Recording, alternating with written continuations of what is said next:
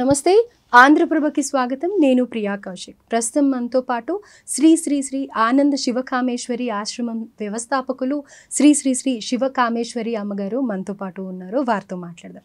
Hello అమ్మ, నమస్తే. నమస్తే అమ్మ. శ్రీమాత్రి నమః. అమ్మ, చాలా ఆనందంగా ఉంది ఈరోజు మీరు టైం కుదుర్చుకొని మా ఆంధ్రప్రభకి రావటం. మా ప్రేక్షకుల కోసం కొన్ని సందేహాలు ఉన్నాయి, అవన్నీ మాట్లాడుకుందాం. ప్రత్యేకంగా అమ్మవారి గురించి మాట్లాడదాం. ఎందుకంటే మీరు నిత్యం కూడా లలిత అమ్మవారు ఉపాసన చేస్తూ ఉంటారు, ఆశ్రమంలో కూడా నిత్యం పూజలు జరుగుతూ ఉంటాయి. సో మా భక్తులకు కూడా ఎవరైతే అమ్మవారి గురించి తెలుసుకోవాలనుకుంటున్నారో వాళ్ళ గురించి ఇక మీదట ఆంధ్రప్రభ వ్యూవర్స్కి మంచి కంటెంట్ అమ్మవారి గురించి ఇద్దాము అని అనుకుంటున్నాను. ఎలా అయితే మీరు అమ్మవారి లలితా సహస్రనామం గురించి కానీ లేకపోతే శ్రీ విద్య గురించి కానీ ప్రత్యేకంగా క్లాసెస్ చెప్పడం కానీ ఈ సమ్మర్ హాలిడేస్లో కూడా మీరు చెప్తున్నారు అనే విషయం నాకు తెలిసింది. సో అలానే మన భక్తులకు కూడా ఎవరైతే రాలేరో మీ పీఠం వరకు వాళ్ళు ఆన్లైన్లో వినటానికి, ఫోన్లోనే వినటానికి వీలుగా ఉండేలాగా ఇంకా కార్యక్రమాలు ముందు చేద్దాం. తప్పకుండా తెలియజేస్తానమ్మా. అమ్మ గురించి తెలుసుకోవడం అంటేనే పూర్వజన్మ సుకృతం. మనకు ఆలోచన రావాలి అంటేనే పూర్వజన్మలో ఎంతో కొంత పుణ్యకర్మ చేసి ఉంటేనే అమ్మ గురించి మాట్లాడాలన్నా, అమ్మ గురించి తెలుసుకోవాలన్నా మనకు ఒక ఆలోచన వస్తుంది. మా గురువులు నాకు చెప్పిన పరిధిలో, ఎందుకంటే అమ్మ గురించి తెలుసుకోవడం అంటే అనంతం, ఆవిడ విరాట్ స్వరూపం.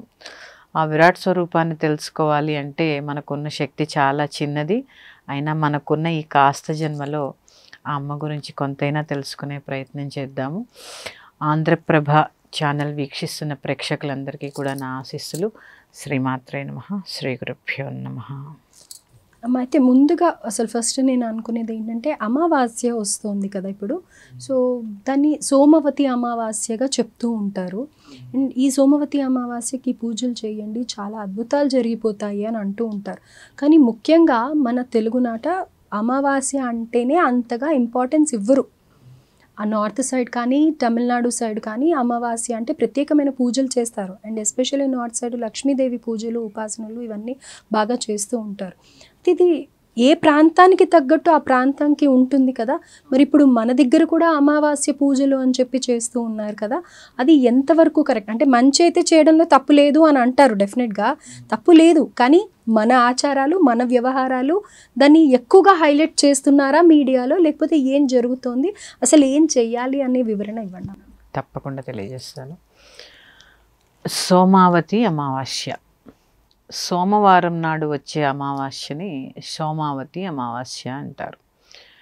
ఇది వరకు దీని గురించి ఎక్కడ ఇంత ప్రాముఖ్యత లేదు. ఈ మధ్యకాలంలోనే మనం చాలా వింటున్నాం. 400 సంవత్సరాలకు వస్తుంది, 50 సంవత్సరాలకు వస్తుంది, 60 సంవత్సరాలకు వస్తుంది. అలా ఏముండదండి. సోమవారం నాడు వస్తుంది కాబట్టి సోమావతి అమావాస్య. ఇక మన సౌత్ ఇండియన్స్లోనే తమిళనాడులో అమావాస్యని ఎక్కువ ఫాలో అవుతూ ఉంటారు. వాళ్ళకి ఉగాది కూడా మనకి పౌర్ణమి ముందు వస్తుంటే వాళ్ళకి అమావాస్య నుంచి వస్తుంది. ఎందుకు అంటే మనం చాంద్రమానం నుంచి ఫాలో అవుతాం తిథులు, వాళ్ళు సూర్యమానం నుంచి ఫాలో అవుతారు. ఈ చాంద్రమానాన్ని ఫాలో అయినప్పుడు పౌర్ణమి మనకి ముఖ్య తిథి, సూర్యమానాన్ని ఫాలో అయినప్పుడు వాళ్ళకి అమావాస్య ముఖ్య తిథి.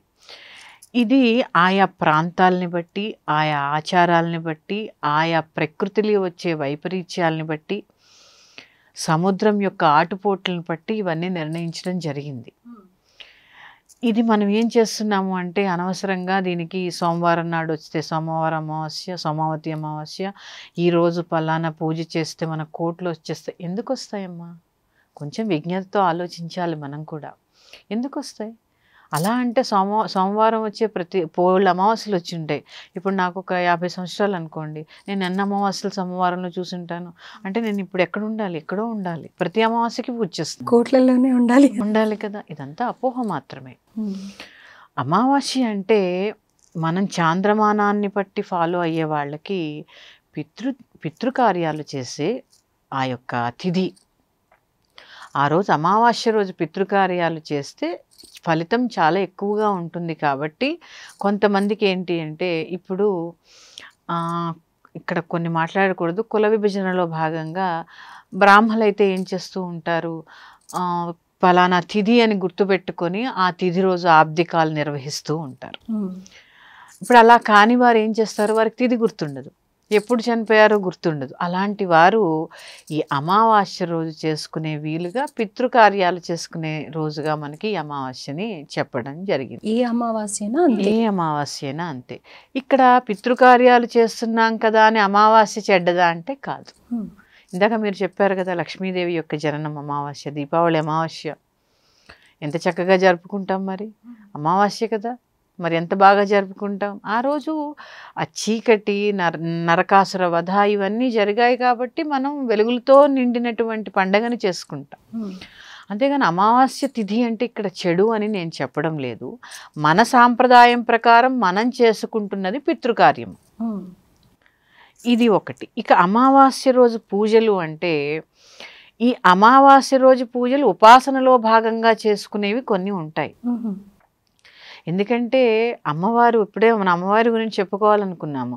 చరాచర జగన్నాథ చక్రరాజనికేతన ఆబ్రహ్మకీట జనని వర్ణాశ్రమ విధాయిని. చరము అచరము నేనే, ఈ తిథి ఆ తిథి అని ఏం లేదు, ప్రతి తిథి ఆవిడే.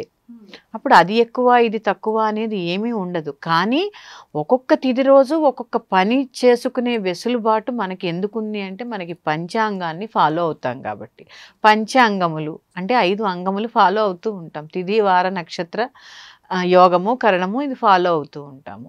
దీని పంచాంగంలో మనకు వచ్చే తిథులను బట్టి ఆయా కార్యక్రమాల్ని మన యొక్క సాంప్రదాయాన్ని బట్టి ఇక్కడ మనకి చెప్పడం జరిగింది. అంతే తప్ప సోమావతి అమావాస్య నాడు పూజ చేస్తే కోట్లు వస్తాయి, లేకపోతే అదేదో యోగం ఉంటుంది, ఇవన్నీ కూడా తప్పు. ఇది ఖండించవలసిన విషయం ఇది. ఎందుకంటే అమ్మ, ఏది ఆధ్యాత్మికతలో కూడా పూజలో కూడా ఏది ఒప్పు ఏది తప్పు తెలుసుకొని చేసినప్పుడే మనము సరైన మార్గంలో పయనించిన వాళ్ళం అవుతాము. ఇక్కడ ఇంకొకటి, అమావాస్య సందర్భం వచ్చింది కాబట్టి సోమావతి అమావాస్య నాడు చక్కగా నదీ స్నానం చేయడము, అలాగే పితృతర్పణాలు వదలడము. పితృతర్పణాలు అంటే ఎట్లా అంటే అమ్మ, దేవతలందరికీ ఒక లోకం ఉన్నట్టే పితృదేవతలకు కూడా ఒక లోకం ఉంటుంది. ఆ పితృదేవతల్లోకి మనం తర్పణం వదలడము అంటే వారిని బట్టే కదా మన వంశము మనము ఉన్నది, పితృదేవతల్ని బట్టే. భగవంతుడి కన్నా కూడా ఎక్కువ పూజించవలసిన తల్లిదండ్రులని అని చెప్తూ ఉంటుంది కదా మన సాంప్రదాయము.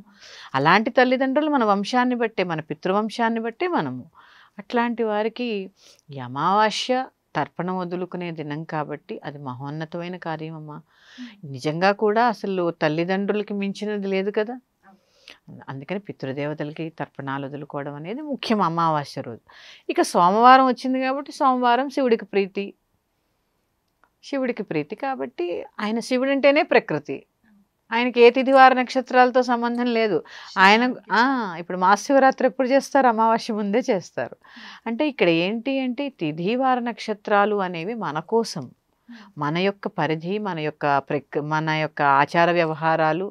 అలాగే మనకి అంటే ఇక్కడ చూడమ్మా, ఇప్పుడు తమిళనాడులో సముద్రము ఉక్కపోతే ఎక్కువ ఉంటుంది, అక్కడ వాళ్ళ ఆచారాలు వేరుగా ఉంటాయి. ఏదైనా మనం ఆచరించే పద్ధతులను బట్టే కదా ఆచారాలు, దీన్ని బట్టి వచ్చినవే. కానీ సోమావతి అమావాస్య అనేది ఏది ప్రత్యేకత ఏం కాదు. దీనికి మనం ఎటువంటి యోగాలు ఏమీ ఉండవు. చక్కగా పితృకార్యాలు ఆ రోజు నిర్వహించుకోండి. శ్రీమాత్రే నమః. స్వస్తి. అలాగే అమ్మ, చాలా చక్కగా ఎక్స్ప్లెయిన్ చేశారు. అంటే ముఖ్యంగా దేవుళ్ళకి ఏదో మనం చేసేస్తున్నాము హడావిడి చేసే బదులు మన పితృదేవతలకు చేసి వాళ్ళని తృప్తిపరిచి వాళ్ళని స్వర్గలోకానికి పంపిస్తే అదే మన వంశాభివృద్ధికి కారణమవుతుంది. ఇంకోటమ్మా, ఇప్పుడు ఎంతమంది పితృదోషాలని అక్కడికి వెళ్ళిపోతున్నారు. అక్కడికి వెళ్ళి చేసుకోవాలి, ఇక్కడికి వెళ్ళి దోష నివారణ చేసుకోవాలి, అదేదో బలి చేయాలి, ఇలాంటివన్నీ వింటున్నాం. చక్కగా అమావాస్య రోజు ప్రతి అమావాస్యకి తర్పణం వదులుకోండి, పితృతర్పణం. అలాగే ఒక బ్రాహ్మడికి స్వయంపాకం ఇవ్వడం, లేదా 10 మందికి అన్నదానం చేయడం, ఇవన్నీ కూడా పితృదోషాలు నివారిస్తాయి. అంతే కదా. ఎక్కడికో వెళ్ళి అంతంత కార్యక్రమాలు చేయించకుండా మనకి వీలున్నది ఒక్క బ్రాహ్మడికి అన్నం పెట్టినా, లేకపోతే తెలిసిన వాళ్ళకి ఆకలితో ఉన్న వాళ్ళకి పెట్టినా. అంటే ఎలా భయపెడుతున్నారంటే అమ్మా, ఈ పితృదోషాలంటే కూడా మీకు పితృదోషం ఉంది, మీరు ఏదో అయిపోతారనగానే అందుకే మీకు ఏ పనులు అవ్వట్లేదు అంటే ఒక 50,000 అప్పు చేస్తారు, వెళ్ళిపోతారు. అక్కడ ఏమవుతుందో తెలియదు కానీ ముందు 50,000 అయితే అప్పు అవుతుంది. అందుకని ముందు చక్కగా ప్రతి అమావాస్యకి చక్కగా ఒకరికి స్వయంపాకం ఇవ్వడం, భోజనం పెట్టడం, ఇది మీ ఇంట్లో మీ చేత్తో మీరు చేసుకోండి. ఏదైనా స్వయంగా మన చేతులతో చేసిందే మనకి వర్తిస్తుంది అని అంటారు. కాబట్టి తప్పకుండా అన్ని అపోహలకి లేకపోతే కన్ఫ్యూజన్స్కి మీరు వెళ్లకుండా డెఫినెట్గా ఆచరించాల్సింది ఏంటి అంటే కనుక దేవుళ్ళ కంటే కూడా మన పితృదేవతలు చాలా ఇంపార్టెంట్ అంటూ ఉంటారు. కాబట్టి ఆ రోజున మధ్యాహ్నం వీలైతే తర్పణాలు వదలడానికి, లేకపోతే పెద్దవాళ్ళకి సంబంధించి మీరు తెలీదు తర్పణాలు వదిలే ప్రాసెస్ తెలీదు అంటే అన్నదానం చేసిన ఒక మనిషికి అన్నం పెట్టినా చాలు అని అమ్మ చెప్తూ ఉన్నారు. పితృదోషం ఉందని చాలామంది బాధపడడం, నా దగ్గరికి రావడము, పరిహారం ఏంటి అని నన్ను చాలామంది అడగడము జరుగుతుంది. చాలా సింపుల్ రెమెడీ, అంటే ప్రతిరోజు చేసుకునేది రూపాయి ఖర్చు లేని రెమెడీ నేను చెప్తాను. ప్రతిరోజు సూర్యోదయం సమయానికి, కొంచెం సూర్యోదయానికి అటైనా పర్వాలేదు, అలా అని మరి 11, 12 అట్లా కాకుండా ఒక రాగి చెంబులో నీళ్లు తీసుకుని మీ దగ్గరలో ఉన్న రావి చెట్టుకి నీళ్లు పోసి అక్కడ చీమలకి ఆహారం వేసి రండి. కుదిరితే ఆవునేతితో దీపారాధన చేసి రండి. ఆవునేతితో దీపారాధన చేసి చక్కగా చీమలకి ఏదైనా ఆహారం వేసి రండి. ఇలా మీరు 41 రోజులు కనుక ఒకటే సమయానికి అలా చేస్తూ ఉంటే తప్పకుండా పితృదోష నివారణ జరుగుతుంది. అశ్వత్థ వృక్షం అంటే లక్ష్మీనారాయణ స్వరూపము. చక్కగా దానికి రోజు నీళ్లు పోసి ఒక దీపం వెలిగించి ఆ యొక్క చీమలకి ఆహారాన్ని సమర్పించరండి. ధన్యవాదాలమ్మా. శ్రీమాత్రే నమః.